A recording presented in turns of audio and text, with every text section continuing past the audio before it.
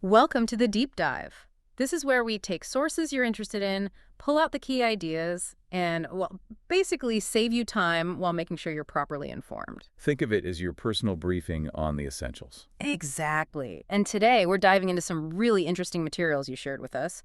We've got 3 YouTube transcripts from the English Podcast Zone, plus a document. Yeah, they cover quite a range. One's about apologizing, more in a romantic context. Another focuses on business English, like in a sales meeting. And the third is about eating at a restaurant, including recommendations. That transcript is also in the separate document we got. Right, so our mission for this deep dive is really to unpack the common English phrases and words that you hear in these kinds of everyday spots. Relationships, work, going out to eat. We want to find those practical bits, those little aha moments where the nuances of communication just, well, click. Makes sense.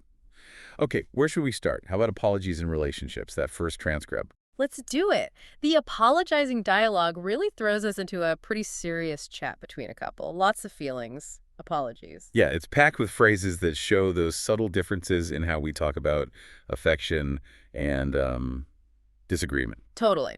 So first up, they look at what they call fluency builder phrases. Let's start with to love versus to be in love with. They seem similar, but are they? Well, the dialogue highlights a key difference. To be in love with someone has this extra layer of intensity. Intensity, right. Yeah. Like the speakers point out, you can love your family, your friends, even your dog, probably. But being in love with someone, that's usually reserved for your romantic partner. Your boyfriend, girlfriend, husband, wife, that kind of thing. Exactly. It signals those deeper romantic feelings. It's interesting, too, how saying I love you early in a relationship might feel different. Yeah, maybe. Okay, next phrase. Can we talk? Oh, I always get a slight knot in my stomach when I hear that one. You're not alone. The source definitely emphasizes that it's usually a flag for a serious conversation, maybe even bad news. Right. It's not like, hey, how was your day? Can we talk? No, not usually. If your partner says, can we talk? You kind of brace yourself. It suggests something heavier is coming up. Tone probably plays a big role too, Oh, right? absolutely. Tone changes everything, which actually leads perfectly into the next phrase. You know what I mean? Yeah. Simple words, basic meaning is just, do you understand me? Hmm. But the podcast points out how just changing your intonation, the way your voice goes up or down, It flips it. completely flips it. If Yeah. your voice goes up at the end, you know what I mean? Yeah. It becomes a real question, like you're checking if the other person agrees or understands. Ah, okay. Like in their examples. Yeah. Being tired or not liking someone's friends. Exactly. Said flatly, it's a statement assuming understanding. Said with a rising tone, it's asking for confirmation. It's amazing how much we convey just with our voice. It really is. Okay, so those are some fluency builders. Now let's look at the putting it together phrases. First one. Where's this relationship going? Classic question. Hmm. Clearly about the future of the romance. But the examples show it's actually more flexible than just relationships, right? Yeah, that's a great point. The structure itself, where is this noun going? Yeah. Oh, it works for lots of things. They mention careers, movie plots, even meetings. Huh. So it's always about the future direction or the purpose of something. Pretty much. A really useful template. Good one to have. Next, this incomplete phrase. Maybe it's just time this one feels like it's hanging in the air. It does, doesn't it? That's the power of suggestion in these unfinished thoughts. It hints strongly at taking some kind of action. Without actually saying it. Right. The examples they give are quite varied. Break up, have a baby, go home. Right. It creates this suspense. You're waiting for the other shoe to drop. Definitely adds drama. Okay, and the last one in this set. We've had our laughs, meaning we've had good times together. Yes, but the podcast explores variations that add more nuance, which I thought was interesting. Like what? Well, we've had our ups and downs. That clearly covers both the good and the bad times. Okay, makes sense. Then there's we've had our moments. That one's a bit ambiguous, could mean good and bad, or just really special, memorable times. Context is key there. Totally. And then we've had our issues. That one's pretty clear, means problems, difficulties. So these little variations let you be much more precise about a shared past. Exactly. A richer way to put it. Okay, fascinating stuff. Let's lighten the mood now and talk about pet names. As the source speakers joke, not names for your actual pets. Haha, right. These are the sweet, affectionate names for a boyfriend or girlfriend. The dialogue uses baby and honey. very common ones. And they list quite a few others, from standard ones like sweetheart, darling, sweetie, cutie. To ones they call more playful or even cheesy. Yeah, like smooks and honey bunny, sweetie pie, Pooh Bear, dumpling. It shows the range, doesn't it? From the widely accepted to the really personal, maybe even a bit silly, often based on in-jokes or something unique to the couple. And they mention you can even make up your own, which makes sense. It's personal. Absolutely. And the point about cultural differences was really interesting, too. Oh yeah, the Spanish gorditoa or the French mapus. Exactly. Literally, little fatty or my flea. Those wouldn't quite work if you just translated them directly into English, would they? Definitely not. My little flea doesn't sound very romantic. It really underscores that the feeling behind the name matters more than the literal words, and direct translation often misses that cultural meaning. Makes you think about pet names in your own language, doesn't it? It does. A good reminder that language is so tied to culture. Okay, let's switch gears. We've done romance. Now for the boardroom, business English.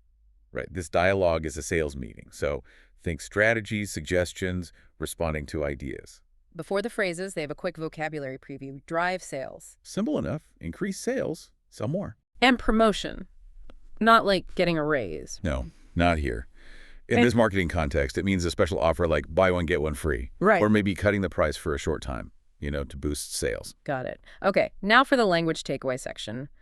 First, match the competitors. Yeah, and this isn't about wearing the same outfit. In business, it means being as good as, or often, offering the same price or value as other companies in your field. So, keeping up with the competition. Exactly. The examples talk about matching the lowest price, or maybe deciding not to match on price but focusing on quality instead. It raises that question of balancing price and quality. Right. It's about being competitive in the market, which, hey, this next phrase, in the market. Yes. And again, not the supermarket. Here, it just means in the industry. Like their examples, the best language podcast in the market or the most popular MP3 player in the market. Precisely. Standard business talk. Okay. And the last one here is quite expressive. It'll never fly. Sounds final.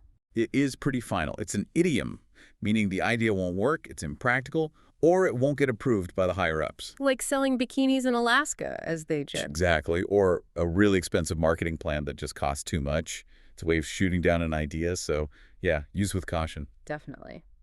Okay, now for the fluency builder section in business. The first one is about arrival times. Yeah, instead of saying something a bit stiff like, I will arrive soon, the dialogue uses, the CEO will be here any minute. Much more natural. Implies right away. Exactly. Just flows better. And the next one is about considering an idea. Instead of just, I'm thinking about it, the phrase, it sounds like something we should consider, comes across as a bit more thoughtful, maybe slightly more formal. Yeah, it's a just careful evaluation, not just a passing thought. Right. And the last fluency builder here is for strong agreement. Brilliant idea. Stronger than just great idea. Yeah, that's how they frame it. Brilliant adds more punch. They suggest it might be more common in British English, perhaps, but it definitely means an exceptionally good idea. Good to have options for enthusiasm. Now, the original speakers made a point about the manager in this dialogue. He wasn't exactly Mr. Encouragement. No, he wasn't. They observed that he tends to cut people off and isn't very motivating. And they contrasted him with what makes a good manager. Right. Mentioning things like motivation, encouragement, support, like the first boss someone mentioned in their discussion. It kind of prompts you, the listener, to think about managers you've had. Yeah, the good, the bad. How their communication really affected the team. Language isn't just about facts and business, is it? It's about people. Absolutely. Okay, we've covered love and work. What's left?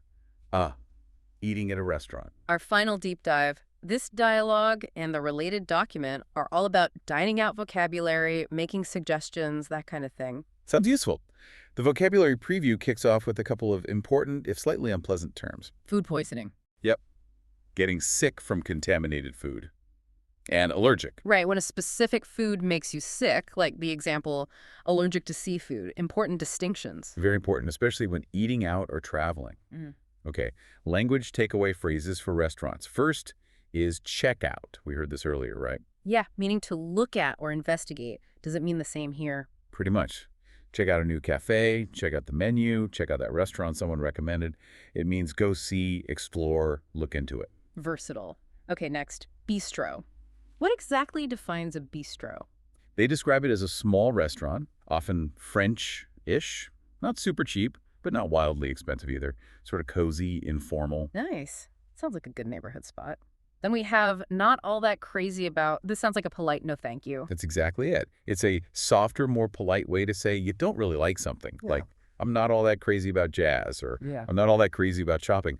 Less blunt than, I hate jazz. Useful for navigating social situations. And on the flip side, if you do like the food, they mention tasty. Yeah, and the interesting point they make is that native speakers tend to use tasty more often in everyday chat than delicious, even though delicious is a perfectly good word. Huh. So tasty sounds more natural, more common. Generally, yes. If you want to blend in, tasty is often a good bet for describing food you like. Good tip. And the last phrase here, in the mood for. This means feeling like having or doing something specific right now. Are you in the mood for Italian tonight? Or, I'm not really in the mood for a movie. Expresses your current desire or preference. Makes sense. Okay, lots of good restaurant vocab there. The fluency builder part here focuses on recommendations, giving and getting them. Yeah, which is super common when you're deciding where to eat. So asking for ideas. They suggest things like, do you have any suggestions or any ideas or any thoughts? Pretty simple. Simple, direct, clear. And for giving suggestions. Two key phrases they highlight are, I'd recommend giving it a try, and the stronger you've got to give them a try. Right, and they make a really important point about pronunciation here. Ah, the contractions, using I'd instead of I would. Exactly. And how you've got to often squishes down to sound like you gotta. Using those contractions makes your English sound much more natural, less like you're reading from a book. It's one of those small things that makes a huge difference in sounding fluent. Definitely. And understanding them helps you follow native speakers more easily, too. True. Okay, and the restaurant dialogue wraps up with, well, a bit of a warning, an anecdote. Yeah, a personal story about getting food poisoning from, of all things, orange juice in Morocco while traveling. Oh, wow. Not what you expect. Right. It's just a little reminder that sometimes unexpected things happen with food, especially when you're traveling. It can complicate things. A memorable, if slightly unsettling, end to that section.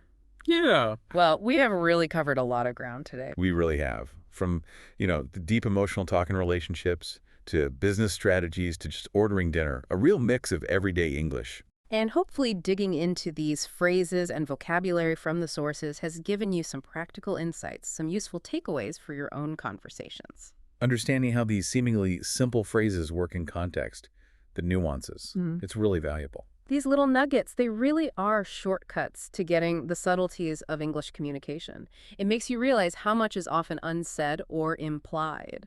So maybe a question for you listening is, which of these phrases stuck out to you? Which ones could you see yourself using? And how might understanding them change how you approach things? And maybe a final thought to leave you with. Think about how these small language differences really can affect our relationships, our work, even just traveling and trying new things.